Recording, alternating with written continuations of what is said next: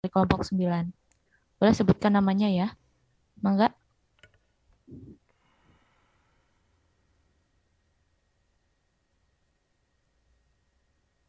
Oke, saya cek satu-satu ya, boleh kali ya. Dari kelompok 1 deh, ada tidak yang ingin bertanya?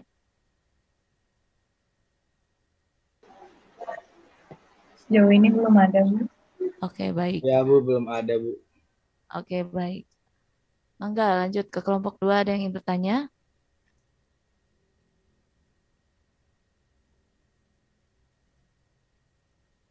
Belum ada, Bu. Oke, baik. Kelompok 3, silakan.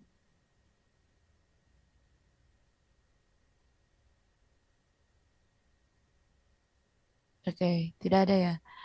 Baik, kelompok 4.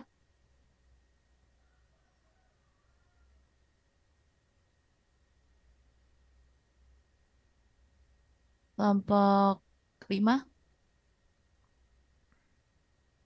Belum ada, Bu.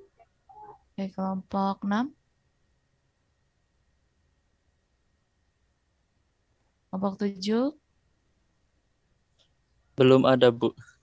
Oke, kelompok 9.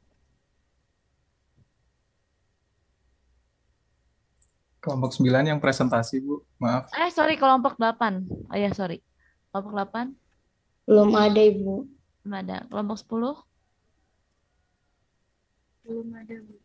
Kelompok terakhir, kelompok 11. Tidak ada? Belum ada, Bu. Oke, baik. Oke, karena tidak ada bertanya, mudah-mudahan pada mengerti ya dari penjelasannya kelompok 10. Oke, baik. Begitu saya yang bertanya, tidak apa-apa? Boleh, Bu. Nggak apa-apa. Oke, kan ini mengenai apa tadi, apa TKM ya, membahas mengenai TKM. Ini kan baru dijelaskan, baru eh, secara general ya. Nah, ini saya tertarik nih untuk membahas mengenai TKM ini. Nah, ini kan tadi jelaskan TKM itu kan upaya terpadu ya, ataupun sistem ya, sistem untuk apa namanya, dalam meningkatkan kualitas produk atau jasa dari perusahaan ya, secara generalnya. Nah, ini saya ingin bertanya terkait dengan kira-kira nih, ada nggak sih faktor-faktor yang menentukan apa namanya, berjalannya sistem TKM ini sendiri? Cara bisnis internasionalnya itu bagaimana? Oke, silakan. Ada faktor-faktor nggak dalam menentukan TKM ini?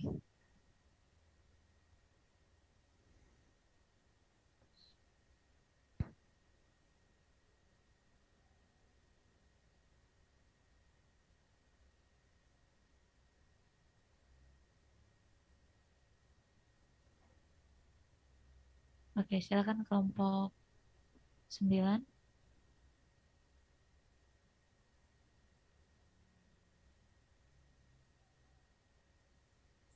Sebentar, Bu. Lagi diskusi sebentar. Oke, baik. Oke, sambil menunggu kelompok 9 untuk menjawab pertanyaan, Mangga akan teteh apa namanya, jikalau ada yang ingin absensi, maka sudah saya buatkan ya di siat masing-masing, boleh untuk melakukan absensi sekarang sambil menunggu teman-teman yang lain. Lalu untuk apa namanya, kelompok 10 minggu depan itu karena kita berhubung minggu Lebaran ya, minggu-minggu apa namanya, perayaan Idul Fitri, maka untuk perkuliahan bisnis internasional ditiadakan. Jadi untuk presentasi kelompok 10 diundur ya, jadi jadi minggu depannya lagi tanggal 19 seperti itu. Oke. Lalu untuk ada juga saya mengingatkan kembali tugas individu ya berupa artikel ya. Jangan lupa untuk dikerjakan maksimal tanggal 26 Mei ini itu sudah, kalau bisa sudah dikumpulkan gitu. Untuk template-nya sendiri boleh mengikuti dari Sinta 2 ataupun Sinta 3 ya, yang sudah diinstruksikan oleh Pak Rusdin sebelumnya. Nah, nanti itu akan dijadikan persyaratan dalam mengikuti ujian akhir semester seperti itu. Mudah-mudahan tidak ada terkendala ya terkait dengan pembuatan artikel individu. Baik, mungkin itu saja ya. Enggak, selanjutnya saya serahkan lagi ke kelompok 9. Silakan. Saya mau menjawab Bu dari pertanyaan tersebut. Ya, enggak. Jadi yang faktor pertama itu adalah dari komitmen manajemen Bu. Komitmen yang kuat dari top manajemen, terutama dari top level manajemen, untuk melakukan perubahan ke arah yang pengembangan kualitas merupakan titik kritis yang akan mempengaruhi tingkat keberhasilan dari suatu perusahaan. Dan untuk faktor kedua adalah peranan lembaga jaminan mutu. Jadi peranan lembaga jaminan mutu ini bisa mendorong peningkatan kualitas dan memainkan kedudukan penting dalam memilih dan memperkenalkan teknik-teknik peningkatan kualitas. Yang ketiga itu adalah pendidikan dan pelatihan terhadap karyawan. Jadi dari pendidikan sama pelatihan ini akan diberikan kepada pegawai pada semua tingkatan agar mereka memahami sistem manajemen kualitas dan bagaimana peranan mereka dan tanggung jawab terhadap organisasi. Faktor selanjutnya adalah orientasi pada konsumen. Jadi tujuan utama ini adalah pengimplementasian TKM, TKM, dan peralatan-peralatan strategis lainnya untuk meningkatkan kepuasan konsumen. Terus ada komunikasi yang merupakan hal yang sangat penting. Karena jika komunikasi lancar, maka dari hasil komunikasi antara karyawan maupun dari top level manajemen atau low level manajemen akan terjalin secara harmonis. Kemudian ada pemberdayaan atau dari pegawai, di mana dari setiap pegawainya itu menggambarkan bahwa suatu organisasi memiliki tujuan dan komitmen dari tiap-tiap karyawan. Itu aja Bu, dari faktor yang saya pahami. Oke, baik. Dari faktor-faktor penentu tadi, kira-kira nih, bagaimana sih hubungannya gitu dengan proses bisnis dari perusahaan tersebut nih? Tadi faktor-faktornya sudah. Nah, itu bagaimana nih untuk lanjut ke proses bisnisnya itu sendiri atau implementasinya kepada bisnis dari perusahaannya itu sendiri? Silahkan. Dari salah satu faktor yang paling penting menurut saya adalah pendidikan dan pelatihan. Karena mungkin dari beberapa SDM dimiliki suatu perusahaan itu tidak memahami maupun belum pernah melakukan suatu pelatihan yang sudah ada standar dalam suatu perusahaan internasional. Seperti contohnya dalam menggunakan sistem informasi. Karena beberapa SDM yang saya ketahui di beberapa perusahaan, beberapa SDM tidak memahami secara langsung mengenai sistem informasi.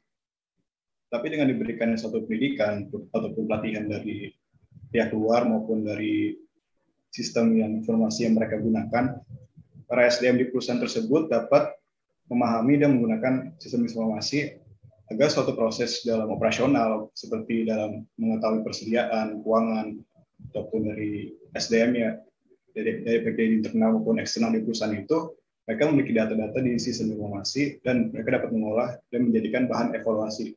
Sehingga dari bahan evaluasi ini, proses suatu bisnis perusahaan mereka yang mereka jalankan ini akan lebih tertata dan sesuai dengan tujuan yang mereka ingin tetapkan.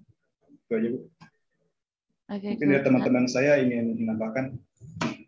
Oke, silakan teman-teman yang lain. Ada yang ingin menambahkan dari kelompok 9? Saya mau menambahkan, Bu. Silakan. Mungkin salah satu contohnya lagi dari tadi kan udah disebutkin juga kepuasan konsumen.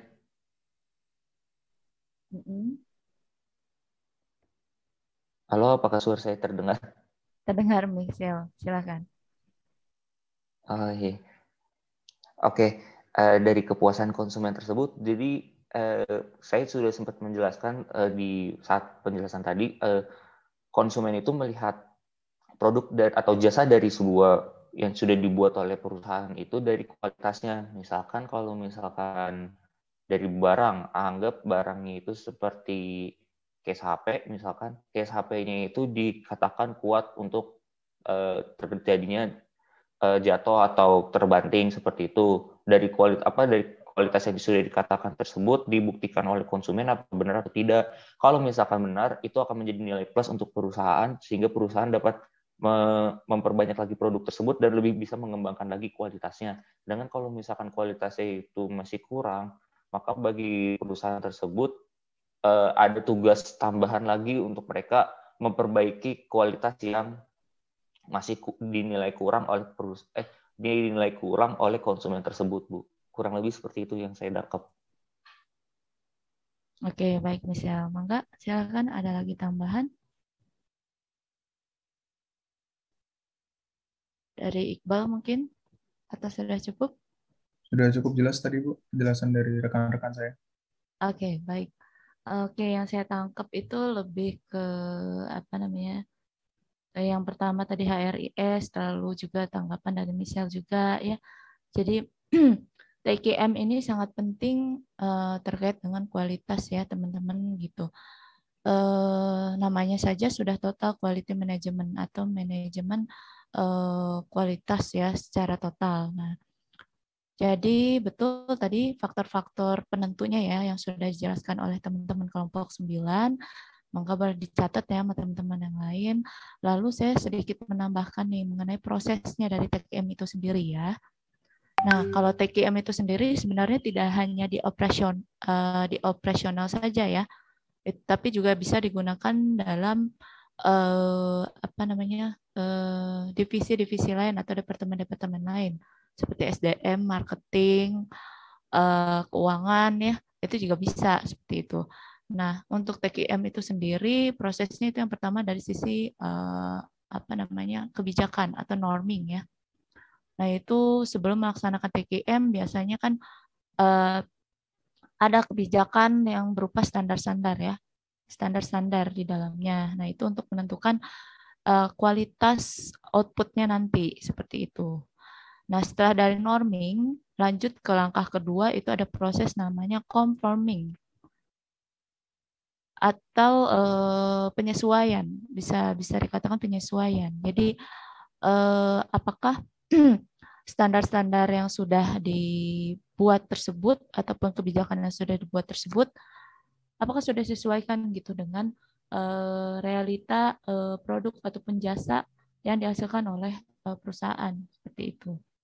Nah, ketika sudah disesuaikan standar-standar tersebut, maka dilakukan performing. Yang ketiga adalah performing. Performing itu adalah bagaimana performanya atau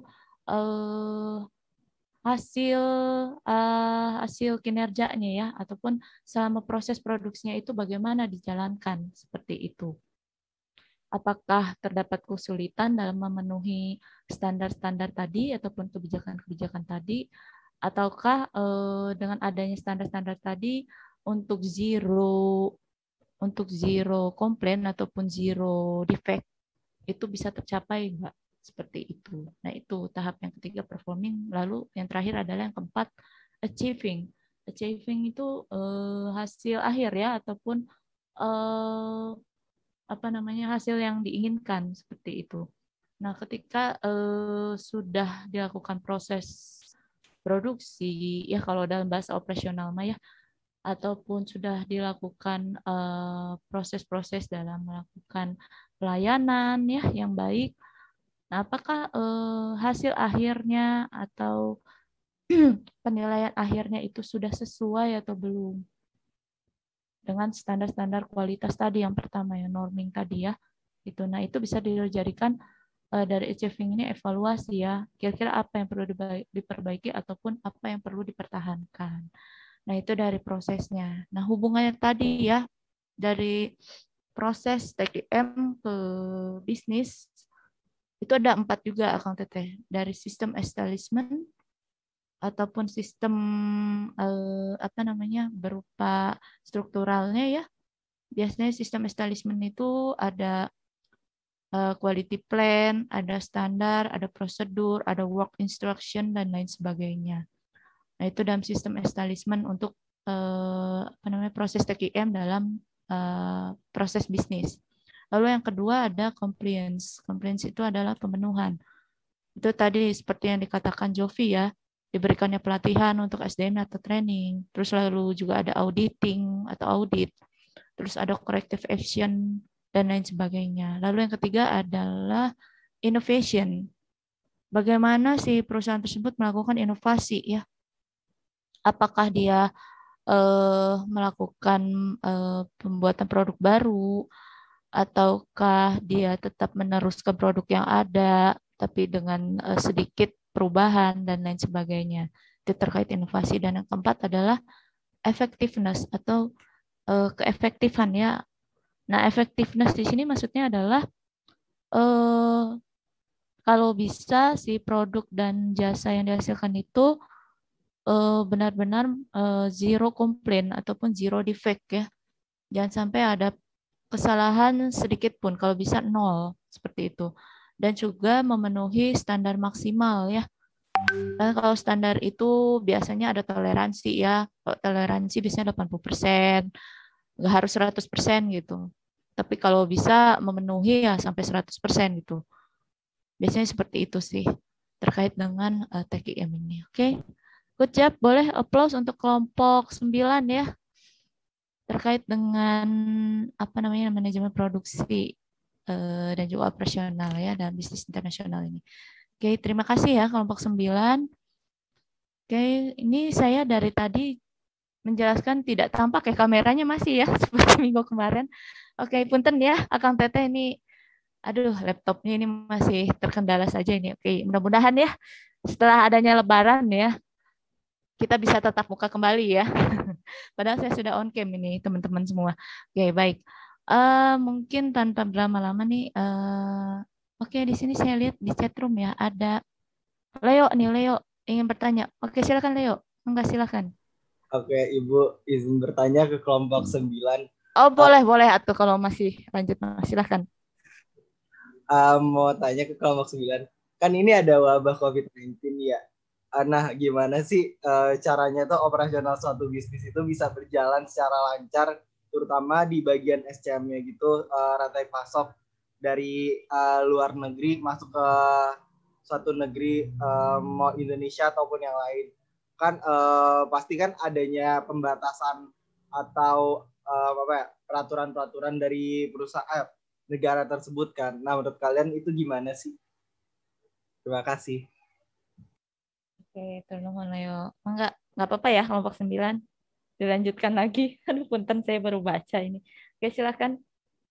Kelompok 9 enggak boleh dijawab pertanyaan. Silakan. Saya izin menjawab, Bu. Enggak, silakan Iqbal. Pertanyaannya Leo tadi yang tentang bagaimana memastikan SCM itu bisa bisa tetap stabil meskipun dalam kondisi pandemi gitu kan maksudnya, Le? Iya, kurang lebih kayak gitu. Iya, Bal, seperti itu, Bal. Jadi cara yang pertama itu dapat dilakukan adalah dengan menerapkan sistem informasinya secara optimal. Karena kan dengan penerapan sistem informasi yang baik, maka akan dapat menjamin dan memastikan bahwa kestabilan dari SCM tersebut dapat dikelola dan juga dapat dipantau dengan terintegrasi dalam satu sistem gitu. Mungkin yang lain ada yang menambahkan, silakan.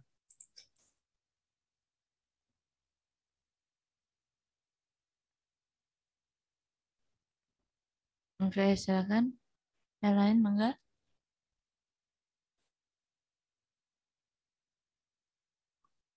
Itu sudah cukup.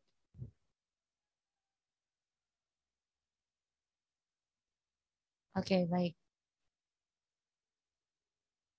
Apakah suara saya terdengar?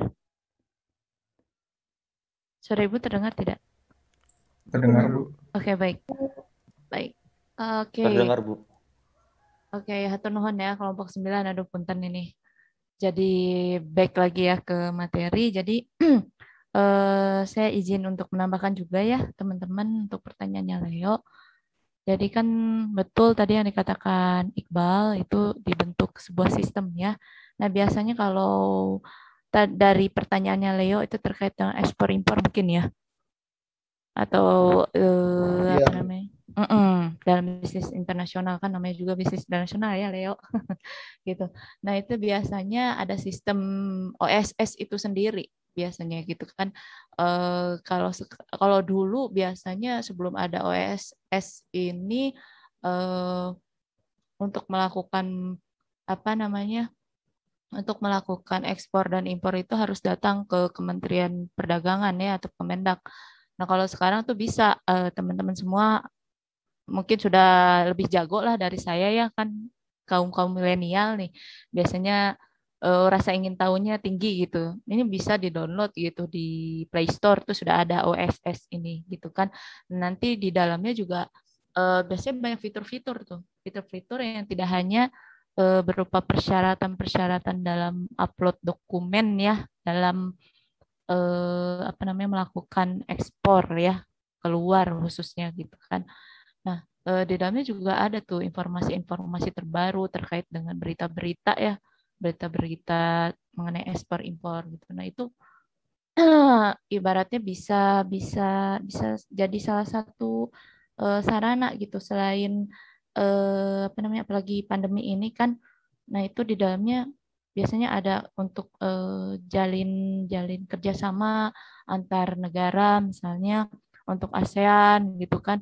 Wah, kira-kira nih di Jepang lagi butuh apa. Nah, itu informasi-informasi itu biasanya ada di dalam OSS juga. Nah, selain OSS teman-teman juga mungkin kalau dari sisi kalau itu secara secara individu ya, kalau dari sisi organisasional ataupun perusahaan itu biasanya untuk melakukan apa namanya melakukan ekspor impor ini biasanya kalau perusahaan tuh suka ada sales contracting ya, sales kontrak. Nah, sales kontrak itu biasanya di dalamnya itu sudah by email sih setahu saya gitu ya. Contoh yang pengalaman saya gitu kan ketika saya kerja di apa namanya salah satu perusahaan garmen lah di Bandung gitu kan yang memproduksi produk busana Amerika ya waktu itu yang cukup famous Calvin and Klein mungkin sudah pada mengenal ya. Calvin and Klein itu di kalau nggak salah setara kalau di tas itu kayak khas papisnya kali ya. Kalau ini dari sisi fashion baju ya, fashion baju gitu kan untuk apa namanya Amerika. Nah, si produk garment ini ketika dia ingin melakukan ekspor ataupun pengecekan QC ya, quality controlnya itu bisa teman-teman gitu dilakukan by email. Nah, kenapa bisa by email? Biasanya itu eh, untuk membuat sistem khusus ya, sistem khusus dengan beberapa perusahaan untuk di luar negeri itu kayaknya agak bukan susah sih, mahal ya teman-teman gitu kan untuk biayanya gitu membuat sistem internal di perusahaan. Nah, jadi untuk secara ekonomisnya dari pengalaman saya dulu itu biasanya by email. Nah, by email ini kita tahu email mereka itu berdasarkan sales contracting gitu, berdasarkan kontrak dari salesnya gitu untuk terhubung dengan pihak perusahaan yang ada di luar negeri seperti itu. Nah, di dalamnya itu membahas itu bagaimana apa namanya terkait dengan prosedur ekspor, terus pengecekan QC juga, kadang komplain juga di situ gitu kan. Nah, itu biasanya semua dilakukan by email. Nah, emailnya ini tidak bisa dilakukan email pribadi ya, itu emailnya dengan menggunakan email perusahaan seperti itu. Gitu sih Leo terkait dengan apa namanya pandemi COVID seperti ini ya untuk melakukan apa namanya salah satunya kegiatan ekspor impor. Gimana Leo? Apakah sudah cukup terjawab? Sudah cukup terjawab. Oke, baik. Oke, atur nuhun ya Leo. Baik, teman-teman yang lain ada yang ingin bertanya kembali sebelum saya lanjutkan ke materi terkait dengan manajemen operasional ini? Assalamualaikum Bu Sari. Oke, waalaikumsalam Pak Ya, Rusdin. maaf Pak. Selamat Bu, pagi nih, Pak Rusdin. saya terlambat Iya, berapa menit lagi? Kira-kira masih ada waktu Bu Sari? masih banyak Pak. Oh gitu, Sejam oke. setengah. Saya dengarkan silakan. tadi diskusinya sudah beberapa menit yang lalu, termasuk pertanyaannya Leo, Ibu sudah jelaskan juga, dan kelompok 9 juga sudah jelaskan tadi sedikit ya. Baik, saya hanya karena nanti kemungkinan besar yang buat soalnya saya Bu, nanti karena UTS kemarin Ibu, jadi Baik, Pak. kita anukan nanti Ibu ya. Jadi ada materi mungkin karena saya tidak masuk minggu kemarin karena sesuatu hal. Jadi saya ingin kalau ada waktu sedikit sebelum masuk kelompok lain, kelompok 9 saya pikir sudah cukup ya Bu ya? Cukup Pak, kebetulan per minggu satu kelompok saja Pak. Oh Nah, gitu, silakan. baik. Kalau gitu saya coba mau mengilas kilas balik sedikit yang minggu lalu atau minggu sebelumnya tentang perdagangan internasionalnya atau strategi memasuki pasar luar negeri. Ini ada kaitannya dengan pertanyaan Leo tadi ya. Jadi saya mau share sedikit. Mohon izin Bu bisa ya. Minggu lalu sebenarnya mungkin sudah dibahas yang ini, tetapi saya ingin menjelaskan sedikit. Ini Bu, kalau gambar saya bisa dilihat. Jadi strategi memasuki pasar luar negeri itu terkait dengan pertanyaan Leo juga sebenarnya nanti. Jadi kalau dulu masih manual lah, belum sistem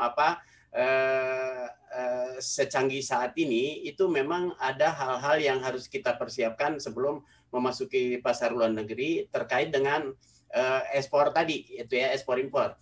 Ini yang pertama yang mungkin perlu saudara catat. Yang pertama itu adalah persiapan administrasi. Kemudian nanti yang kedua adalah persiapan legalitas. Dan yang ketiga persiapan fisik barang yang mau diekspor itu kalau barang. Kalau jasa ya tentu jasanya harus dilihat lagi. Kemudian persiapan operasional. Saya pikir ini 4 hal yang harus dipersiapkan ketika kita mau melakukan ekspor. Yang lain, jadi kalau kita bilang persiapan administrasi, tentu yang harus kita perhatikan pemaknaan mengenai persiapan administrasi. Jadi kalau kita maknai persiapan administrasi adalah tersedianya peralatan kantor yang memungkinkan kita untuk melakukan komunikasi, termasuk tadi dijelaskan oleh Bu Sari, seperti ada email, ada apa, dan seterusnya ya. Khususnya ini bermanfaat untuk korespondensi, baik dengan pemasok maupun dengan calon pembeli di mancanegara atau di luar negeri.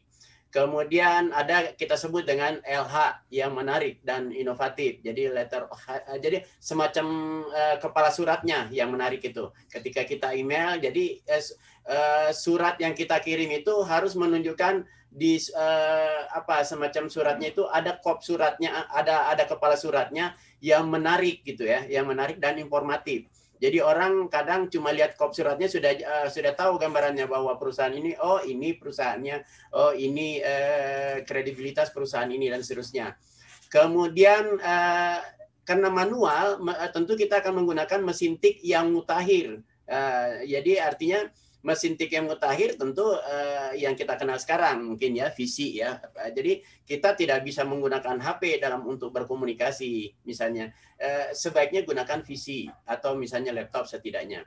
Kemudian di era beberapa tahun yang lalu masih dimanfaatkan fax ya. Itu masih bermanfaat. Dan sampai hari ini itu masih banyak pelaku-pelaku ekspor masih menggunakan fax ya, fax mill maksudnya ya. Kemudian surat elektronik, kemudian amplop surat dan perangko, ini masih ada yang melakukan itu. Meskipun sudah kebanyakan pakai email ya yang dijelaskan oleh Bu Sari tadi. Di beberapa negara masih menggunakan apa yang kita sebut dengan PO Box. Jadi alamat jadi dia berlangganan dengan kantor pos dan seterusnya. Kemudian melalui itu nanti dia cuma risiko-risiko yang seperti ini tentu memakan waktu lama. Jadi ini yang harus kita perhatikan, terutama Leo tadi yang bertanya ya. Oke. Yang lain yang ingin saya sampaikan adalah persiapan legalitas. Ini juga perlu jadi perhatian. Karena tanpa legalitas kita nanti juga susah. Meskipun kita dalam bisnis internasional itu sudah harus kita tanamkan, ada saling percaya. Jadi importir percaya kepada eksportir, eksportir percaya kepada importir, dan semua pihak yang terlibat di dalam hal itu ada saling percaya. Tetapi tetap persiapan legalitas itu harus kita siapkan. Apa persiapan legalitasnya?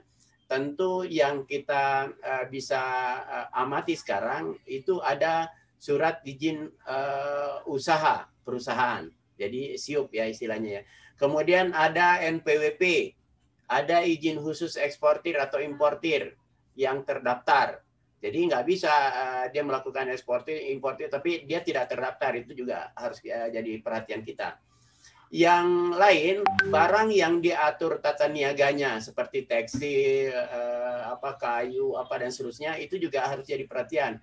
Nanti ada sesuatu yang tidak diizinkan oleh satu negara untuk diekspor misalnya. Kalau di kita itu yang yang masih tidak diperbolehkan diekspor itu misalnya binatang-binatang yang sudah langka di kita, di negara kita atau di negara lain juga.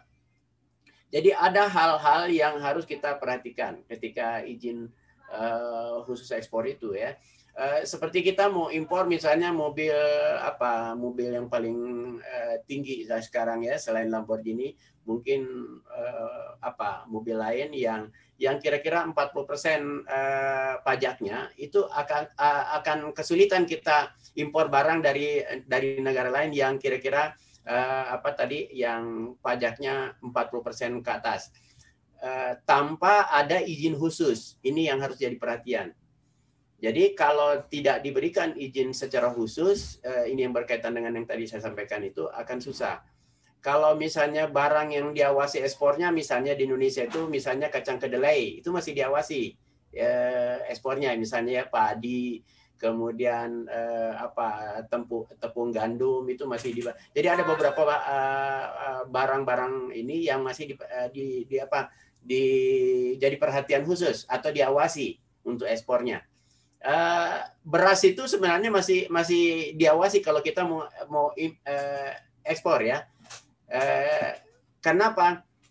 Kita kan hampir tiap tahun yang dipermasalahkan oleh masyarakat adalah kenapa kita harus impor beras padahal kita negara pertanian gitu loh, negara yang biasa menanam padi dan seterusnya. Jadi mau tidak mau kalau kita mau ekspor padi pasti dipertanyakan. Loh kita impor kok kenapa padi mau diekspor gitu ya. Kira-kira seperti itu. Yang lain ini mungkin jadi catatan nanti saudara yang harus diperhatikan nanti.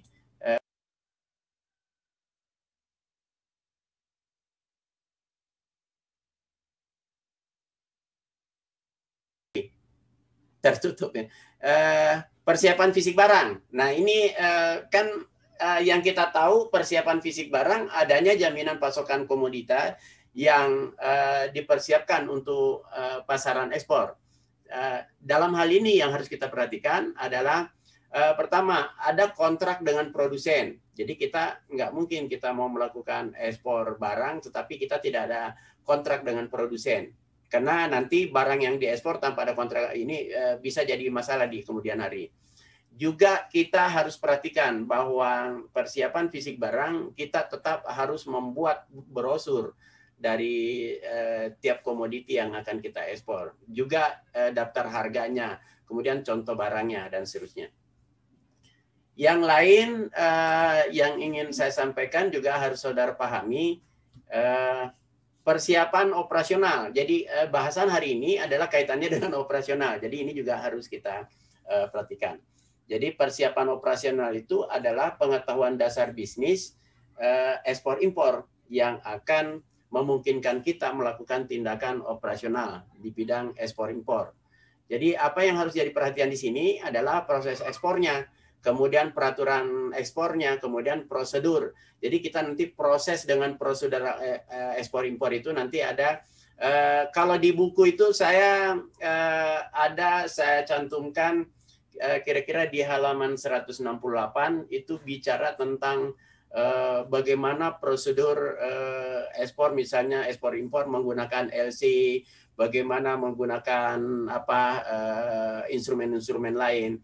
Nah itu nanti sebisa mungkin buku itu sebenarnya dibaca ya. Kemudian nanti termasuk strategi ekspor impornya di situ saya jelaskan. Jadi kalau misalnya kita memproduksi bahan mebel misalnya di Indonesia, kemudian kita ada rencana ekspor ke Belanda atau ekspor ke negara mana, kita bisa membandingkan misalnya beberapa negara, misalnya ke Jepang dengan Amerika dengan Eropa, 4 negara lah misalnya, kita bisa bandingkan. Nanti mana yang memberikan peluang untuk keuntungan yang besar tentu, atau kemudahan yang yang tinggi, kemudian jadi kita punya strategi memilih itu. Nah, di buku itu nanti saya sudah jelaskan bagaimana menyusun strategi itu. Jadi kita bisa menggunakan analisis SWOT atau misalnya menggunakan analisis generik, atau nanti strategi analisa situasi itu ada 4 poin yang saya jelaskan di situ. Dia paling saya berikan contoh adalah yang SWOT-nya biar mudah. Jadi kita sebaiknya ekspornya tuh ke Amerika, ke Jepang, ke Eropa atau ke mana gitu ya, dengan melihat situasi masing-masing. Ini yang harus saudara perhatikan. Yang lain, strategi memasuki pasar ekspor tentu kita tidak lepas dari keputusan manajemen untuk melaksanakan ekspor itu sendiri.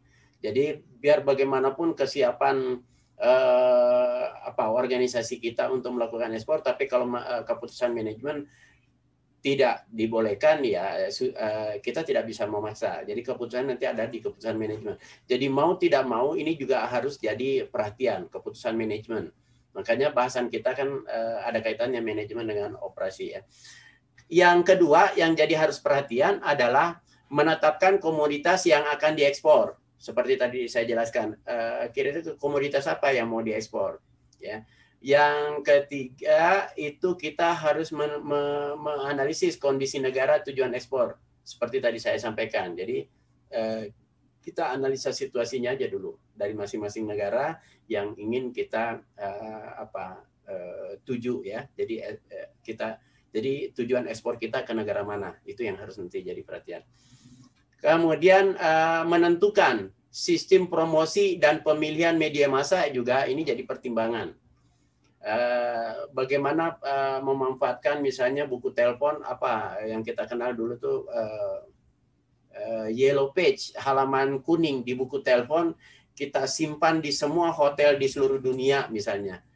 Jadi misalnya di negara mana kita masuk ke halaman kuningnya. Jadi buku telepon yang disimpan di kamar telepon, kamar hotel itu nanti akan terbaca dengan sendirinya. Jadi di sana ada istilahnya perusahaan kita atau organisasi kita di buku kuning itu misalnya. Kemudian yang harus jadi perhatian juga bagaimana mempelajari peta pemasaran komoditi tertentu. Itu juga harus jadi perhatian. Kemudian berikutnya adalah bagaimana kita mempelajari nama dan alamat lengkap badan-badan promosi yang ada di negara-negara tujuan kita ekspor. Yang lain menyiapkan brosur dan press, ini juga harus jadi perhatian kita. Yang lain mungkin juga jadi perhatian kita adalah menyiapkan surat perkenalan dan komoditas yang ingin kita sampaikan atau yang kita ingin promosi.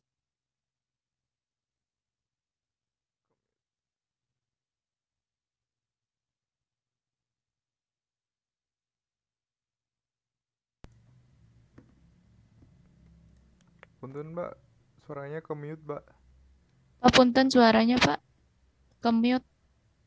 Oke, baik. Oke, ya. Jadi kita juga harus mengenal para pelaku. Jadi siapa sih sebenarnya pelaku ekspor itu? Jadi kalau kita mengenal pelaku ekspor, tentu misalnya di Indonesia ada berapa pelaku ekspor yang ada di Indonesia. Kemudian nanti juga kita harus mengenal siapa pelaku impor. Jadi tanpa itu kita akan susah nanti melakukan kegiatan ekspor impor. Yang lain kita juga harus mengenal dokumentasi perdagangan internasional seperti tadi. Dokumentasi misalnya kita mengenal ada LC, ada apa yang lain ya dan seterusnya. itu juga kita harus bisa jadikan perhatian khusus. Kemudian kita harus mengenal proses perdagangan internasional itu sendiri, tadi sebagaimana saya jelaskan. Yang lain yang ingin saya sampaikan adalah ini ya. Jadi kalau kita perhatikan, ini yang saudara harus pahami, para pelaku dan dokumen perdagangan internasional. Jadi ada kita kenal eksportir, ada yang kita kenal dengan produsen, perbankan, balai pengujian dan sertifikasi mutu barang. Ini yang kadangkala eksportir tidak memperhatikan ini. Jadi karena tidak menguasai hal ini, kadangkala eksportir itu langsung mengambil aja semacam calo, apa istilahnya ya, perantara, kemudian dia mengeluarkan biaya besar karena dia tidak memahami ini semua. Jadi dia percayakan kepada perantara itu. Padahal nanti saudara jika nanti suatu lulus kemudian ingin jadi pengusaha yang berkaitan dengan ekspor impor, tentu setidaknya kalau mengenal ini dan akan mempelajari lebih dalam lagi, tentu saudara justru bisa buat perusahaan perantara itu. Jadi kita tidak memproduksi, tapi kita bisa melakukan ekspor dan seterusnya ya. Lebih bagus lagi jika saudara pengusaha memproduksi juga mengenal ini. Jadi lebih lengkap. Saudara bisa melakukan ekspor itu dan seterusnya ya. Jadi poin-poin yang harus perhatikan adalah eksportir. Istilah eksportir ini tentu di dalamnya macam-macam nanti. Kemudian produsen itu nanti berarti apa yang harus dikuasai seorang produsen, berarti dia harus punya kontrak penjualan, dia harus punya sertifikat manufakturnya, jadi pabrikasinya itu ada di sertifikasi ya. Kemudian ada petunjuk manualnya. Jadi poin-poin ini yang harus kita bisa pahami. Dari sisi perbankan misalnya, perbankan itu dianggap sebagai pelaku karena dia adalah yang kita dalam transaksi biasanya lewat ini ya, apakah mau melakukan istilah akad kredit atau letter of credit atau LC ya, surat setoran pajak, surat apa, ini nanti dibantu juga oleh perbankan meskipun kita bisa kerjakan sendiri. Tetapi kalau sudah kita percayakan ke bank tertentu, maka bank itu nanti yang akan mengurus dokumen-dokumen yang ada di dalam ini. Ya, seperti LC-nya, surat setoran pajaknya, surat setoran bea cukainya, dan seterusnya. Nah, yang keempat, ada balai pengujian dan sertifikasi mutu barang. Ini juga harus jadi perhatian. Karena barang yang akan kita ekspor itu harus punya sertifikat tentang kualitasnya, ada hasil ujinya, ada analisis kimianya. Misalnya barang yang mau kita ekspor, kalau misalnya bersentuhan dengan barang lain tidak menimbulkan sesuatu, itu juga harus dites semuanya ya. Seperti itu yang harus jadi perhatian. Yang lain yang ingin saya sampaikan hari ini adalah ini usaha jasa transportasi. Ini juga kita tidak bisa abaikan. Misalnya kita di Bandung, mau ekspor, tentu ada misalnya pengiriman barang melalui Gede Bage, kemudian ke Tanjung Priuk, kalau misalnya itu lewat laut ya, dan seterusnya. Jadi ini yang harus saudara perhatikan, termasuk ada bea cukai, ada dinas karantina tanaman, ya, kalau memang itu yang mau kita yang mau kita ekspor adalah tanaman. Kemudian yang tak kalah penting adalah perusahaan asuransi. Perusahaan asuransi ini kenapa kita anggap penting? Karena ketika kita mau ekspor barang tertentu, itu biasanya ada negosiasi antara kita sebagai eksportir kemudian dengan importir yang ada di luar negeri itu, ya. Jadi nanti ada nego gitu ya.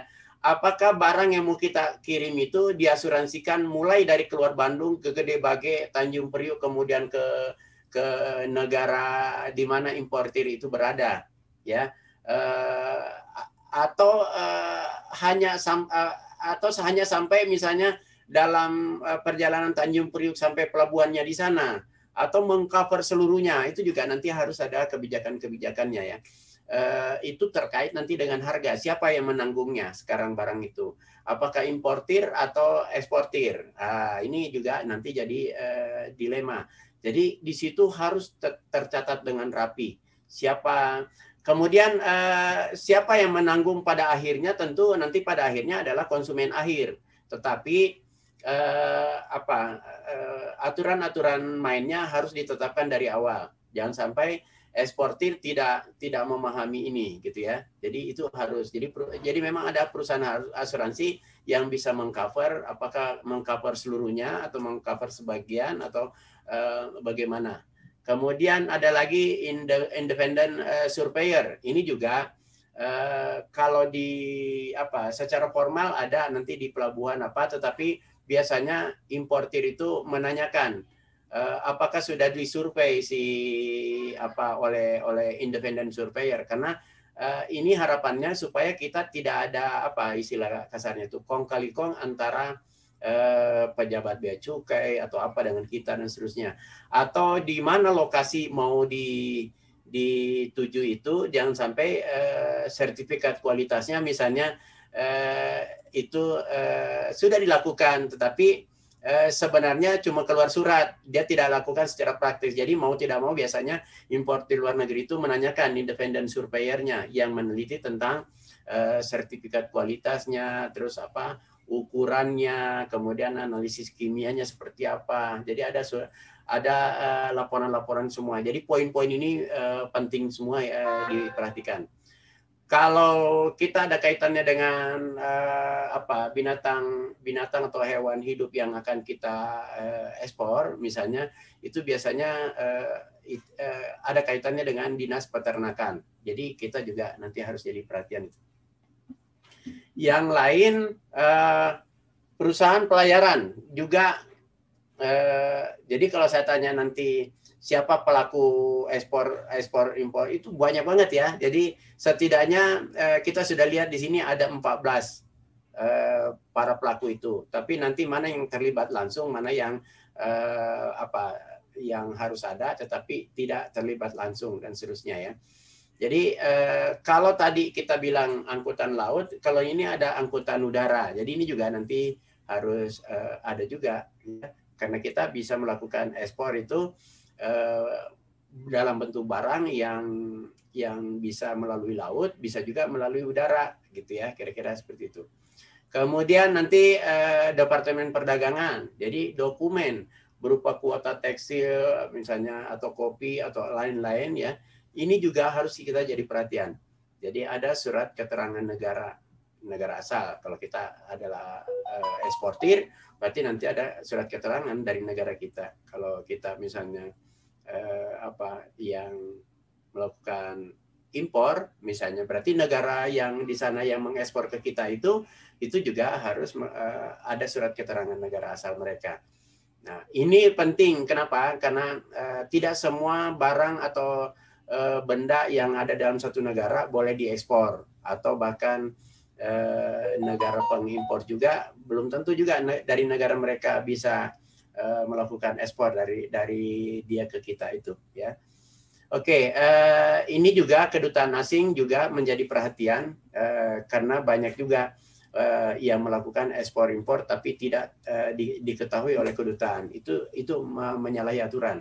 Jadi semua dokumen, semua apa yang kita ekspor atau impor itu harus diamati oleh diawasi oleh kedutaan asing dan seterusnya ya. Ini poin-poin yang harus jadi perhatian. Nah, yang lain saya pikir ini juga yang 15 ini adalah kantor transaksi pajak. Jadi di situ nanti kaitannya dengan NPWP, baik negara ekspor yang mengekspor maupun negara yang tujuan ekspor. Nah, yang ke-16 ini ada beberapa istilah. Nanti saudara bisa pahami dengan baik. Di buku saya sebenarnya ini sudah saya jelaskan, tetapi kalau saudara belum baca bukunya, berarti nanti saudara carilah dokumen-dokumen seperti ini yang terkait dengan Ini bisa di Google juga saudara bisa dapat ya. Karena sekarang Departemen Perdagangan sudah ada dokumen-dokumen yang bebas kita download. Nanti apa yang saya sampaikan ini nanti saudara bisa kemungkinan besar sudah tersedia di Departemen di websitenya Departemen Perdagangan ya. Apakah itu nanti yang berkaitan dengan ekspor maupun dengan impor. Ini saya pikir yang perlu kita pahami sama-sama dalam mengambil mata kuliah bisnis internasional ini. Yang ingin saya jelaskan jika waktunya masih memungkinkan, diingatkan kalau waktunya sudah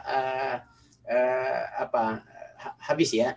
Jadi proses perdagangan internasional itu tahap 1 ini yang harus kita lakukan. Kemudian tahap 2, tahap 3, tahap 4. Setidaknya ada 4 tahap jika kita ingin melakukan perdagangan internasional.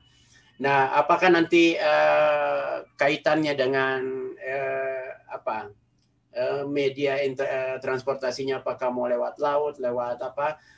Ini saya berikan contoh yang paling banyak digunakan adalah jika menggunakan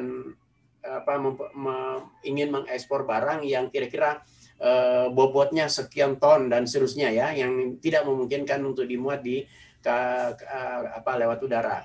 Jadi ini tahap-tahap yang harus kita perhatikan. Nah, jika kita menggunakan LC misalnya, ini saya berikan contoh seperti ini ya. Kira-kira ini adalah garis ini adalah garis batas negara. Ya, kira-kira ada baris Nah, misalnya kita negara nih. Negara kita adalah yang melakukan ini ekspor maksudnya ya. Jadi nulisnya aja ini harusnya S ya. Oke. Jadi apa yang harus diperhatikan pertama? Jadi ini coba sebentar saya ya kelihatan.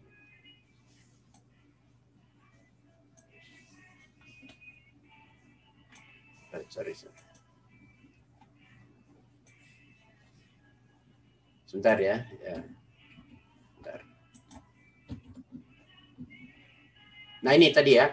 Ini contoh nanti lihat di buku saya kalau nggak salah di halaman 168 ya. Jadi eksportir itu apa yang harus pertama dia lakukan? Ini langkah pertamanya nih ya. Jadi kita eksportir apa yang harus dilakukan. Jadi ini tahap-tahapnya. Jadi penjelasan ini nanti saudara bisa lihat. Jadi ini eksportir, kemudian di sini importir. Apa yang dia lakukan? Setidaknya dia harus menggunakan jasa perbankan. Kemudian nanti ini ya menggunakan panah ini saya pikir saudara nanti akan tahu. Setidaknya perusahaan eksportir itu yang ada di Indonesia dia harus semacam booking di bank mana di negara yang kalau di kita itu bank yang boleh melakukan atau yang dijadikan media untuk ekspor biasanya bank yang sudah membuka devisa ya. Jadi ada bank yang belum. Jadi kalau bank umum nasional pada umumnya sudah ya. Seperti Bank Jabar mulai 2018 kemarin dia sudah bisa. Sebelum tahun-tahun sebelumnya nggak bisa. Seperti BNI, BRI dan BCA, Bank Mandiri itu sudah bisa. Jadi ini sudah bisa memberikan advising ya. Jadi eksportir buka rekening dulu di bank ini gitu ya, bank dalam negeri maksudnya ya, bank dalam negeri. Kemudian nanti juga dibantu pengurusan bea cukainya, kemudian sesudah itu nanti bank ini yang merekomendasikan kapal lautnya seperti yang mana yang disarankan oleh bank. Karena karena kita bicara sistem kepercayaan. Kalau kita tidak memilih bank yang tepat, kemudian pelayaran tidak tepat, ini akan nanti mengecewakan importir. Jadi nanti apakah dari sisi keterlambatannya, sisi pembayarannya, jadi mau tidak mau importir itu dia harus buka juga rekening, kita juga buka rekening di sini gitu kira-kira ya. Jadi kalau kita mengharuskan importir dia transfer duluan baru barang kita kirim, berarti importir harus yakin betul bahwa dia percaya ke kita karena dia sudah transfer barang belum dikirim. Nah, itu ya jadi perhatian. kalau kita eksportir misalnya tidak mengharuskan dia dulu mentransfer baru kita kirim, itu juga dilema. Berarti kita harus percaya ke importir. Barang sudah kita kirim tapi uang belum diterima, itu juga dilema. Jadi kalaupun kita bisa bersamaan antara importir transfer hari itu, kita kirim barang bersamaan seperti itu juga masih besar kemungkinan importir itu harus percaya ke kita. Karena pengiriman barang itu setidaknya biasanya perjanjiannya adalah dalam waktu 90 hari. Jadi kalau 90 hari berarti kita bicara 3 bulan.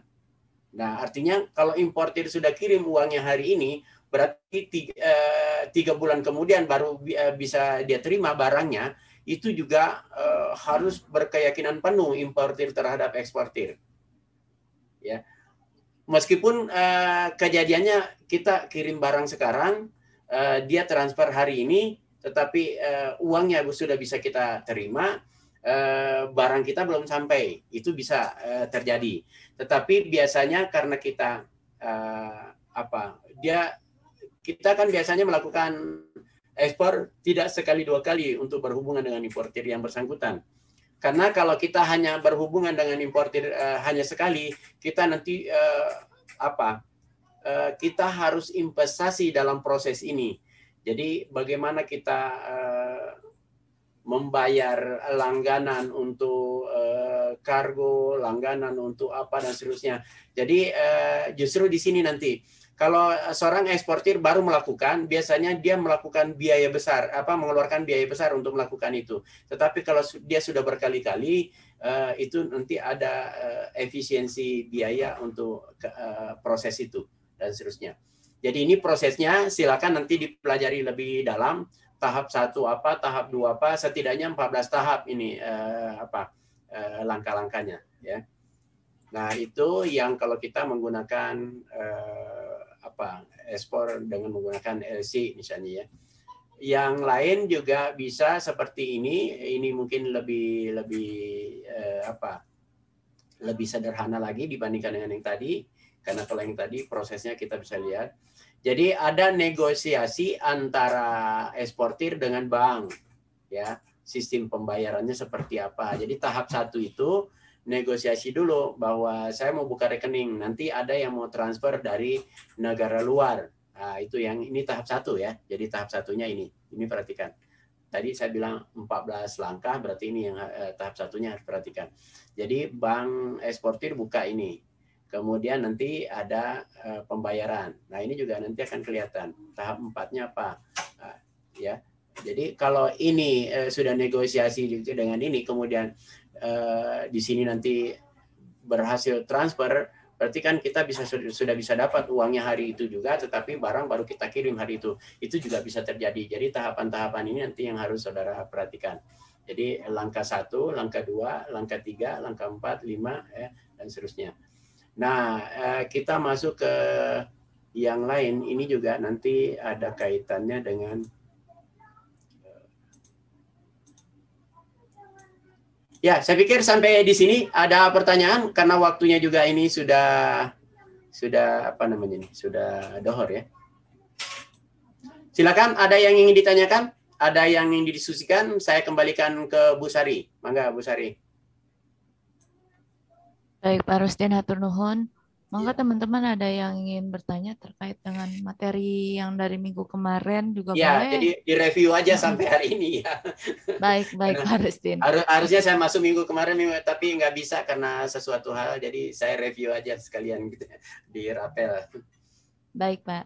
Maka silakan teman-teman terkait dengan boleh prosedur dari ekspor impor ataupun terkait dengan saya sarankan sih teman-teman semua baca buku saya yang kedua ya, Bisnis Internasional yang kedua, karena nanti kita presentasi paling nanti kita kasus-kasusnya yang kita ambil dari presentasi itu. Tetapi karena soal nanti akan saya buat ada multiple choice juga, kemudian ada esai-esainya mungkin dari hasil diskusi kita.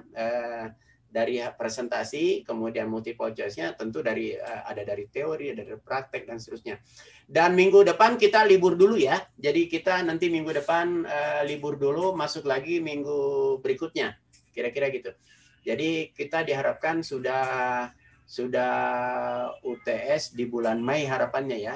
Kalau enggak paling lambat ya di minggu pertama bulan Juni. Tapi harapan sih di akhir Mei itu sudah UAS kita. Kalau minggu depan itu sudah minggu kedua, berarti kita kuliah minggu ketiga, minggu keempat UAS ya. Kira-kira seperti itu ya. Jadi setelah ini ada satu pertemuan lagi baru UAS.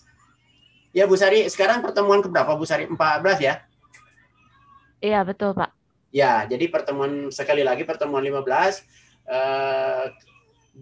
16-nya UAS.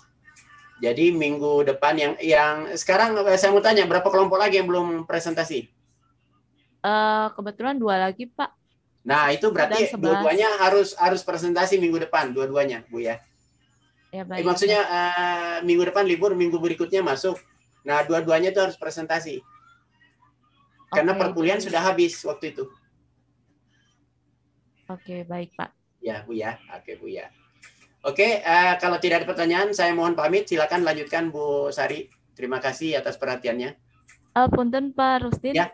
Untuk referensi buku Pak Rusdin yang kedua, Bisnis Internasional belum ada Pak. Boleh di-share Pak? Oh gitu, nanti di web saya ada, tapi nanti saya coba malam inilah Bu Sari ya, saya kirim ke grup ya, biar gampang bacanya ya. Ke grup WA kita ya. Atau ke Bu Sari dulu lah, nanti Bu Sari yang ngatur ininya ya, Ibu Sari. Oke, ya. Baik. Makasih perhatiannya Bu. Ya. Ya, punten Pak. Ternyata ini pertemuan ke-12 punten. Oh, 12. Masih lama 4 pertemuan. Oh, berarti lagi. masih ada kalau begitu. Kalau ini pertemuan 12, nanti pertemuan berarti ada 2 pertemuan lagi Bu ya, Bu Sari ya. Jadi 3 pertemuan lagi. Oh, 3 pertemuan lagi. Betul. Jadi artinya 2 kelompok itu masih memungkinkan Bu ya. Oke. Mungkin. Saya pikir 14 pertemuan hari ini. Baru 12 ya. Enggak apa-apa. Ya, oke, baru kalau 12. begitu. Jadi berarti kemungkinan kita UAS itu di minggu pertama bulan Juni ya, atau kedua ya? Minggu pertama berarti ya? Ya, minggu pertama Pak kemungkinan. Ya, oke ya. Jadi insya Allah kita ketemu lagi di 2 minggu ke depan ya, Bu Sari. Oke, Bu Sari silakan dilanjutkan. Ada lagi Bu Sari? Baik, atur nuhun Pak Rusdin Ya, ya. mangga ya. Baik. Mohon pamit ya. Assalamualaikum. Ya. Waalaikumsalam warahmatullahi wabarakatuh.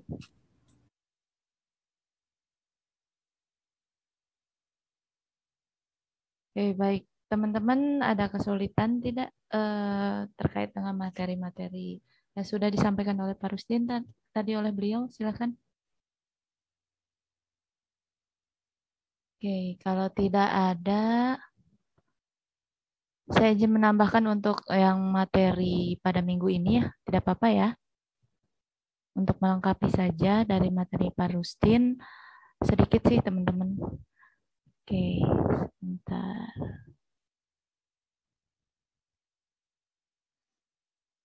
Bentar.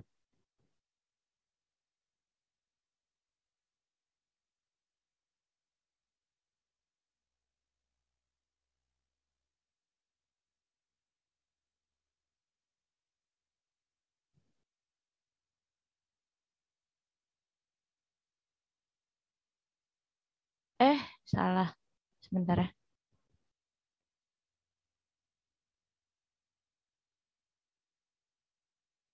Oke, baik. Sudah terlihat ya semuanya ya. Mudah-mudahan masih pada semangat ya di last minute terakhir dah. Saya minta waktu 15 menit deh. Apa-apa ya? Oke. Apa Bu? Siap Bu. Oke, siap. Baik. Assalamualaikum warahmatullahi wabarakatuh. Bismillah. Jadi ini mengenai materi pada minggu ini ya terkait dengan manajemen operasional ya.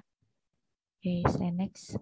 Nah, tadi sudah dijelaskan oleh kelompok 9 ya, perbedaan antara manajemen produksi dan operasi. Nah, di sini saya mengingatkan kembali ke teman-teman semua, jadi produksi itu dengan operasi itu hampir mirip, cuman berbeda teman-teman gitu.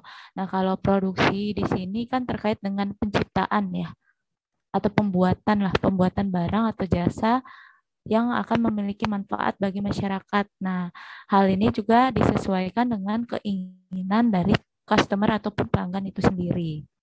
Nah, kalau itu dari sisi produksi. Nah, kalau dari sisi operasi, kalau sisi operasi itu adalah proses ya, bukan penciptaan tapi proses. Proses yang mengubah input menjadi output. Nah, itu adalah operasi. Jadi sedikit berbeda ya, teman-teman. Kalau produksi adalah penciptaan atau pembuatannya, kalau operasi itu prosesnya. Seperti itu. Oke, saya next. Nah, jadi kira-kira apa sih manajemen operasi itu atau operasional itu? Jadi manajemen operasi itu adalah mencakup semua mekanisme yang bertanggung jawab untuk mengubah input menjadi output, di mana inputnya itu adalah berupa sumber daya, dan outputnya itu adalah berupa barang ataupun jasa. Nah, ada juga dengan kata lain, manajemen operasi itu melibatkan manajemen sistem ataupun proses yang menciptakan barang atau jasa untuk dikonsumsi oleh publik. Nah, jadi sebenarnya ini hanya ditambahkan mekanisme saja ya, ataupun sistem ya terkait dengan proses dari input menjadi output. Saya next. Nah, lalu di sini adalah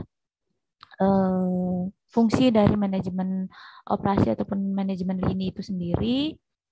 Itu yang terkait yang pertama adalah permintaan pengelolaan. Nah, lalu yang kedua adalah ini maksudnya adalah pengelolaan dari sisi permintaan. Jadi biasanya ada request by order ya, gitu. Kalau ibaratnya dari sisi organisasional perusahaan. Jadi sebelum barang itu diproduksi itu ada permintaan dulu atau request by order. Nah, setelah ada permintaan, lalu yang kedua dilihat dari sisi finansialnya ataupun dari sisi keuangan perusahaannya untuk melakukan produksi. Nah, setelah dilihat dari sisi finansialnya, yang ketiga maka dilihat adalah dari sisi rancangannya atau planningnya. Nah, planningnya itu sendiri adalah terkait dengan target yang ingin dicapai itu seperti apa. Nah, kalau dari sisi barang, itu dari sisi quantity ya biasanya gitu. Kuantitinya itu berapa banyak. Nah, kalau dari sisi jasa biasanya terkait dengan kualitas yang diharapkan. Nah, itu di planning semuanya, dibentuk rancangannya. Nah, setelah dibentuk rancangan, barulah eksekusi atau langsung dilakukan proses produksinya ataupun proses operasionalnya, seperti itu. Nah, ini dari fungsi-fungsi dari manajemen operasi ya. Nah, ini ada kegiatannya juga ya, secara detail nih terkait dengan manajemen operasional. Nah, tadi kita sudah bahas ada 4 fungsi. Nah, ini dijelaskan lagi lebih detail. Nah, dari 4 fungsi tadi itu ada terkait juga di dalamnya ada pemeliharaan, terus ada terkait dengan bahan baku ya, pengelolaan bahan baku, lalu juga ada PR atau hubungan dengan publiknya itu seperti apa, lalu juga ada dari sisi forecast atau pembeliannya itu bagaimana, lalu dari sisi sistem IT-nya itu seperti apa, dan sumber daya manusianya itu seperti apa. Nah, ini hanya pelebaran dari 4 fungsi yang tadi sudah dijelaskan ya. Oke. Nah, sebelum kita membahas lebih lanjut mengenai manajemen operasional, kita harus mengetahui dulu apa itu sih manajemen. Mungkin teman-teman sudah belajar ya, apa itu manajemen. Manajemen itu kan lebih dikenal dengan istilah POAC, POAC ya, atau planning, organizing, actuating, ataupun sekarang dikenalnya leading ya teman-teman, terkait dengan leadership ya atau kepemimpinan, dan yang terakhir ada controlling. Nah, ini dapat dibaca sendiri ya teman-teman. Saya rasa ini hal yang cukup dasar ya dari manajemen. Ini tidak begitu terlalu detail ya. Baik, kita lanjut saja ke bagaimana sih tanggung jawabnya dilihat dari sisi seorang manajer operasional itu. Nah, atau manajer produksi ya kalau dari sisi manufaktur.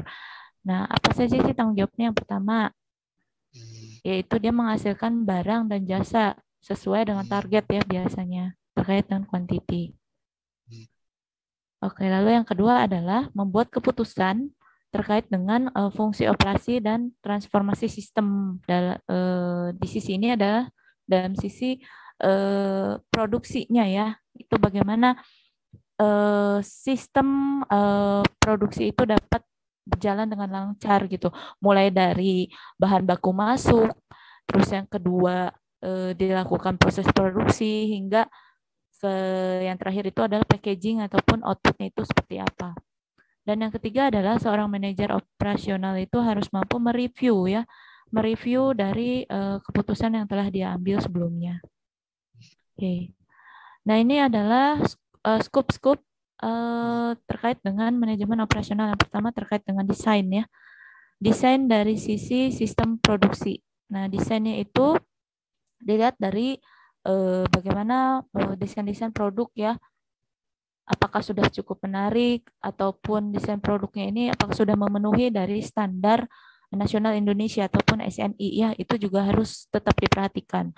Dan yang kedua adalah bagaimana memilih peralatan ataupun proses-proses produksinya itu sendiri, apakah sudah safety atau belum.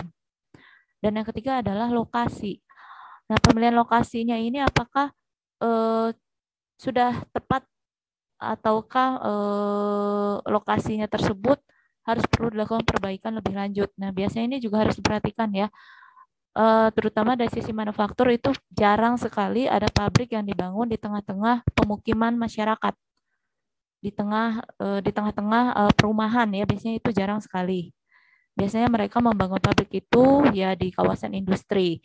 Kenapa? Karena terkait dengan limbah hasil proses produksi itu apakah cukup mengganggu masyarakat sekitar ataupun tidak. Nah, biasanya kalau di kawasan industri itu ada WTP ya, ada pengolahan limbahnya atau water treatment process. Jadi rata-rata manufaktur dibangunnya di sana ya, di kawasan industrial. Nah, ini terkait dengan lokasi ya. Lalu yang keempat ini terkait dengan tata letak desain alur kerjanya. Jangan sampai teman-teman sebagai seorang manajer ya khususnya membangun alur kerja produksinya itu asal-asalan. Jadi ketika bahan baku masuk nih, tiba-tiba langsung muncul aja masuk ke packaging. Nah, itu salah ya untuk alur denah dalam proses kerjanya seperti itu. Jadi alurnya itu harus sesuai dengan SOP yang berlaku. Mulai dari bahan baku, biasanya sih kalau bahan baku masuk itu disimpan dulu di gudang biasanya. Gudang khusus bahan baku. Nah, dari gudang itu baru nanti masuk ke proses produksi. Nah, nanti baru yang terakhir ada packaging. Nah, di packaging juga nanti masuk lagi ke gudang finishing biasanya atau gudang untuk dilakukan distribusi produk akhir seperti itu. Lalu yang kelima ada desain, tugas pekerjaan. Nah, ini terkait dengan job description ya. Biasanya kalau produksi itu cukup ruwet ya teman-teman gitu. Mulai dari OB-nya harus diperhatikan, mulai dari teknisinya harus diperhatikan, mulai dari operatornya harus diperhatikan, bahkan sampai ke dari sisi staff QC-nya juga harus diperhatikan gitu. Titik-titik kritis untuk pengecekannya itu juga harus dilihat seperti itu. Nah, ini terkait dengan desain job list-nya ya. Lalu yang keenam itu adalah terkait dengan strategi produksi atau pemilihan kapasitas. Nah, jadi jangan sampai banyak nih manufaktur yang karena mereka dikejar target akhir, outputnya itu tinggi, biasanya mereka nggak lihat kapasitas dari mesin-mesin yang mereka gunakan gitu. Apakah overload atau tidak? Nah, kalau overload otomatis hasilnya pun tidak maksimal ya, atau bahkan bisa gagal. Betul, pernah waktu itu Mayora ya. Mayora tuh saya waktu itu audit itu bisa gagal 3 ton bahkan sampai 5 ton itu coklat komponnya atau bahan baku coklatnya. Itu bahan baku coklatnya itu gagal loh teman-teman, 5 ton itu aduh sayang banget gitu. Akhirnya dilakukan rework. Rework itu jadi mencampur si coklat yang gagal tadi dengan coklat baru. Nah, itu kan cost lagi ya untuk produksinya seperti itu. Nah, jangan sampai salah dalam melakukan strategi produksi seperti itu. Nah, ini mungkin dari sisi desain. Lalu yang kedua adalah dari sisi sistem pengoperasiannya. Nah, sistem pengoperasiannya itu biasanya menggunakan SAP ya. SAP, Sistem Administrasi Proses. Nah, SAP ini biasanya macam-macam ya aplikasinya gitu. Aplikasi tiap perusahaan berbeda-beda seperti itu teman-teman. Itu tergantung dengan budget perusahaannya itu sendiri. Nah, jadi di SAP-nya itu sendiri biasanya ada planning ya, ada inventaris juga, ada bagaimana untuk maintenance terkait mesin dan juga peralatannya itu seperti apa, dan juga di SAP itu juga bisa melihat kinerja dari SDM itu sendiri. Nah, ini terkait dengan sistem ya, sistem produksi ataupun sistem pengoperasian dalam produksi. Kita lanjut. Nah, di sini juga ada sebagai seorang manajer operasional itu ada 4 jenis ya pengambilan keputusan. Yang pertama itu adalah keputusan terkait dengan peristiwa tertentu. Nah, ini biasanya terkait dengan accident ya, accident dalam proses pekerjaannya seperti itu. Biasanya accident ini tidak terduga sih gitu teman-teman. Nah, ini kalau accident ini bagaimana sikap teman-teman dalam menghadapi accident tadi ya. Itu jangan sampai salah mengambil keputusan. Nah, lalu yang kedua adalah keputusan terkait dengan peristiwa beresiko, terutama untuk yang beresiko tinggi. Nah, bagaimana nih teman-teman dalam menghadapi peristiwa-peristiwa terkait dengan biasanya zero defect gitu. Kadang ada beberapa produk khususnya untuk produk khusus ya untuk diekspor gitu. Khusus diekspor biasanya meminta zero defect. Nah, ini bagaimana nih teman-teman dalam membuatan keputusan terkait dengan mengurangi resiko zero defect tadi. Seperti itu. Nah, lalu yang ketiga adalah keputusan terkait dengan peristiwa yang tidak pasti ya. Ini terkait dengan hal-hal hal-hal di luar dari di luar dari target yang diinginkan seperti itu. Lalu yang keempat adalah keputusan tentang peristiwa yang muncul karena konflik dengan negara lain.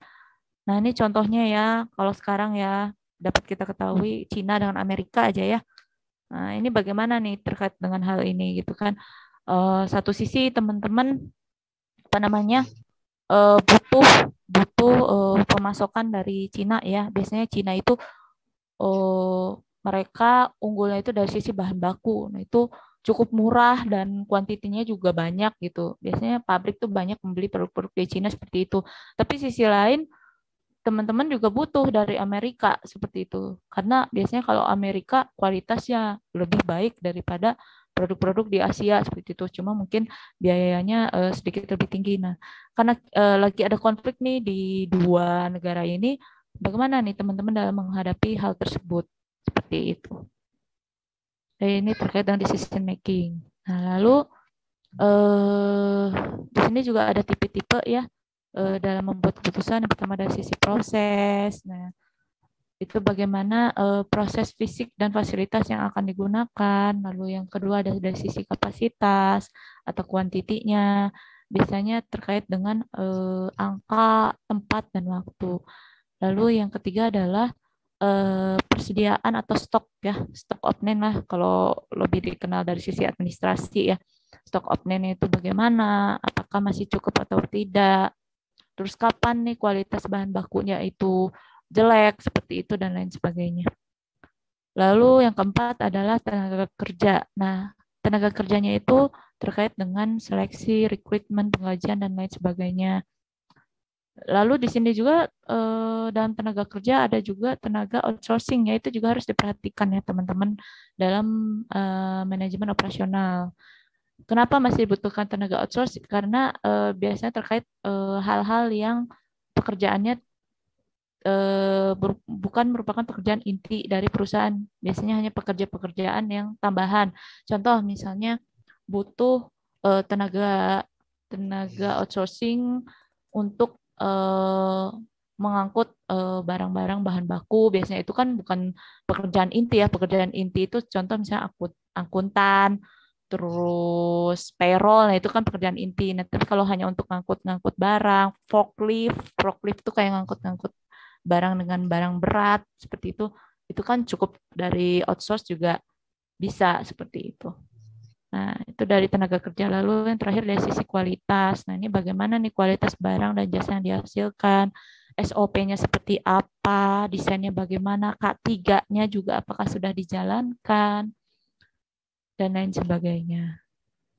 Oke, kita lanjut ke selanjutnya mengenai sistem keputusan ya dalam manajemen produksi. Nah, ini biasanya terkait dengan jangka panjang ataupun jangka pendek dalam melakukan perencanaan sumber daya ya. Dan yang kedua adalah dari sisi desain sistem produktif, apakah itu dari sisi pekerjaannya atau job desk-nya, terus proses pekerjaannya itu seperti apa, pengaturannya seperti apa, dan lain sebagainya. Ini nanti dapat dibaca ya teman-teman. Nah, ini saya lanjut dari sisi, kalau tadi mungkin dari sisi general ya, kalau ini dari sisi internasional. Nah, kalau dari sisi internasionalnya itu sendiri, sekarang kan lagi ngetren ya perdagangan bebas gitu, apalagi semenjak Jokowi menjadi pemerintah Republik Indonesia itu sangat dimudahkan ya untuk melakukan ekspor ya ataupun perdagangan bebas seperti itu. Nah, ini bagaimana nih dari sisi Indonesia adalah untuk beradaptasi dengan era baru globalisasi ini dan juga terkait dengan perubahan ekonomi global. Nah, ini adalah manajemen operasional dari segi bisnis internasional itu sendiri ya.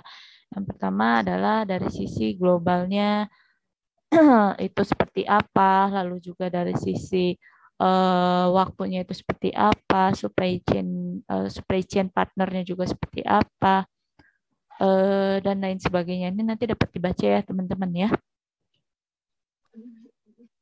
Oke, nah ini kita lanjut saja dari sisi aplikasi ataupun implementasi manajemen operasional di sisi bisnis internasional. Yang pertama adalah forecasting. Forecasting itu terkait dengan hal-hal untuk kedepannya itu seperti apa ya, dan juga dari sisi project manajemennya itu seperti apa. Nah, ini kalau dari sisi peramalan atau hal-hal untuk kedepannya itu dibutuhkan ya dalam manajemen operasional. Nah, ini terkait dalam membuat prediksi tentang apa yang akan terjadi di masa depan. Yang pertama adalah membuat scheduling ataupun perencanaan.